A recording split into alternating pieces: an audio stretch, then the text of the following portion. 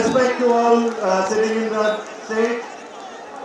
আমি প্রথমে একটা কথা বলতে চাই, আমি পলিটিক্যাল কেউ না, আমি একজন স্পোর্টসম্যান, একজন চিরগণিয়ান আর একজন প্রাউড বাংলাদেশি। আমি আজকে এই জায়গায় দাঁড়িয়ে প্ল্যাটফর্মে দাঁড়িয়ে চিটাগাংয়ের স্পোর্টস রিলেটেড নিয়ে কিছু কথা বলতে চাই। আমি বলতে চাই একটা সময় এমন ছিল যে সময় ক্রিকেট বলেন, ফুটবল বলেন বা অন্য যে কোনো স্পোর্টস বলেন, চিটাগাং থেকে 6 জন 7 জন 8 জন ন্যাশনাল টিমে রিপ্রেজেন্ট করতেন। বাট লাস্ট 15-16 লাস্ট 10-15 বছর ধরে আমরা দেখছি যে চিটাগাং থেকে হার্ডলি 1 জন বা 2 জন ক্রিকেটে বলেন বা ফুটবলে বলেন বা অন্য যে কোনো স্পোর্টসে ন্যাশনাল টিমকে রিপ্রেজেন্ট করছেন। এটার আনসারটা আমাদেরকে খুঁজে বের করা খুব ইম্পর্টেন্ট, যে কেন চিটাগাংয়ের মতো এত বড় একটা ডিভিশনে আমরা স্পোর্টসম্যান প্রডিউস করতে পারছি না। আমার কাছে মনে হয় যদি একটা অনেস্ট আনসার এটার আপনারা জানতে চান, তাহলে এই আনসারটা আপনাদের নিজেদের দিতে হবে। আপনারা যদি এখন মনে করেন যে অমুকের কারণে খেলতে পারি নাই, অমুকের কারণে খেলতে পারি নাই, তাহলে এটা একটা স্পোর্টসম্যানের কথা হবে না। একটা স্পোর্টসম্যানের কথা হবে যে হয়তো বা আমার কোনো একটা ভুল ছিল, এই কারণে আমি জাতীয় দলে যেতে পারিনি।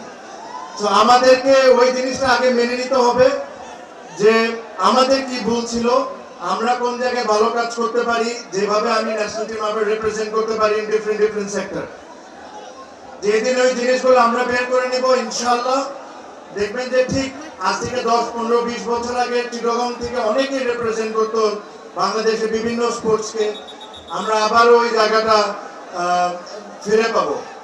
আমার সাথে হেলাল ভাইয়ের কথা হয়, ইশরাফিল ভাইয়ের কথা হয়, হুম্মাম ভাইয়ের কথা হয় চিটাগাংয়ের স্পোর্টস নিয়ে, যে আমরা কিভাবে করে চিটাগাংয়ের স্পোর্টসকে আগের জায়গার মতো নিয়ে আসতে পারি।